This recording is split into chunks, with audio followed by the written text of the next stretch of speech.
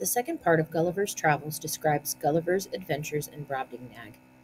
As the story opens, Gulliver has again gone to sea as a ship's doctor. The ship has been blown off course by a storm.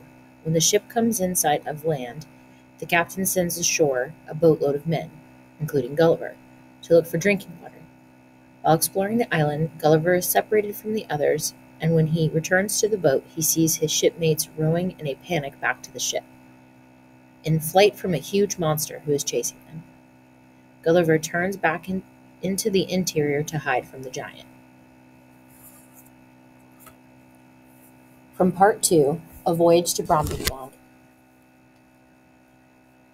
I fell into a high road, for so I took it to be, although it served to the inhabitants only as a footpath through a field of barley. Here I walked on for some time, but could see little on either side, it being now near harvest, and the corn rising at least 40 foot. I was an hour walking to the end of this field, which was fenced in with a hedge of at least 120 foot high, and the trees so lofty that I could make no computation of their altitude.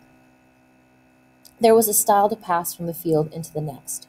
It had four steps and a stone to cross over it when you came to the utmost. It was impossible for me to climb this stile, because every step was 6 foot high, and the upper stone above 20. I was endeavoring to find some gap in the hedge when I discovered one of the inhabitants in the next field advancing towards the stile, of the same size with him whom I saw in the sea pursuing our boat. He appeared as tall as an ordinary spire steel, and took about 10 yards at every stride, as near as I could guess. I was struck with the utmost fear and astonishment, and ran to hide myself in the corn, from whence I saw him at the top of the stile, looking back into the next field on the right hand, and heard him call in a voice many degrees louder than a speaking trumpet. But the noise was so high in the air that at first I certainly thought it was thunder. Whereupon 7 monsters like myself came towards him with reaping Whereupon 7 monsters like himself came towards him with reaping hooks in their hands. Each hook had about the largest of 6 scythes. These people were not so well clad as the first, whose servants or laborers they seemed to be.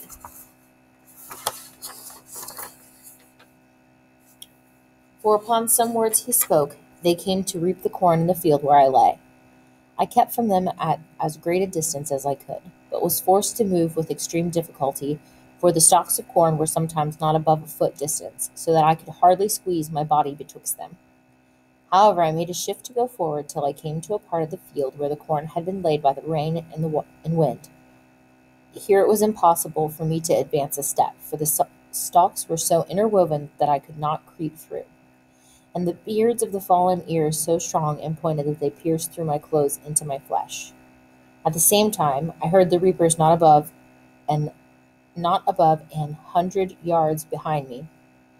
Being quite dispirited with toil, and wholly overcome by grief and despair, I lay down between 2 ridges, and heartily wished I might there end my days. I bemoaned my desolate widow and fatherless children. I lamented my folly. I lamented my own folly and willingness in attempting a second voyage against the advice of all my friends and relations.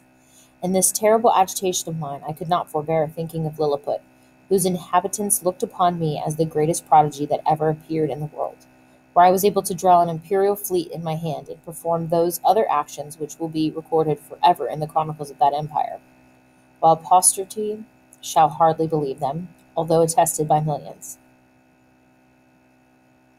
I reflected what a mortification it must prove to me to appear as inconsiderable in this nation as one single Lilliputian would be among us. But this I conceived was to be the least of my misfortunes, for as human creatures are observed to be more savage and cruel in proportion to their bulk, what could I expect but to be a morsel in the mouth of the first among these enormous barbarians who should happen to seize me? Undoubtedly, philosophers are in the right when they tell us that nothing is great or little otherwise by comparison. It might have pleased fortune to let the Lilliputians find some nation where the people were as diminutive with respect to them as they were to me. Who knows but that even this prodigious race of mortals might be equally overmatched in some distant part of the world whereof we have yet no discovery. Scared and confounded as I was, I could not bear going on with these reflections. One which of these reapers, approaching within 10 yards of the ridge where I lay, made me apprehend that the next step I should be squashed to death under his foot, or cut in two with his reaping hook. And therefore, when he was again about to move, I screamed as loud as fear could make me, whereupon the huge creature trod short, and looking around about under him for the first time, at last espied me as I lay on the ground. He considered a while with the caution of one who endeavors to lay hold on a small dangerous animal in such a manner that it shall not be able either to scratch or bite him, as I myself have sometimes done with a weasel in England. At length he ventured to take me up behind the middle between his finger and thumb, and brought me within 3 yards of his eye, that he might behold my shape perfectly. Lifting up the lappet of his coat, he put me gently into it, and immediately ran along with me to his master, who was a substantial farmer, and the same person I had first seen in the field. The farmer, having, as I supposed by their talk, received such an account of me as his little servant could give him, took a small piece of a small straw about the size of a walking staff, and therefore lifted up the lappets of my coat, which it seems he thought to be some kind of covering that nature had given me. He blew my hairs aside to take a better view of my face. He called his hinds about him, and asked them, as I afterwards learned, whether they had seen in the fields any little creatures that resembled me. He then placed me softly on the ground upon all fours. But I got up immediately, and walked slowly backwards and forwards to let those people see I had no intent to run away. They all sat down in a circle about me, the better to observe my motions.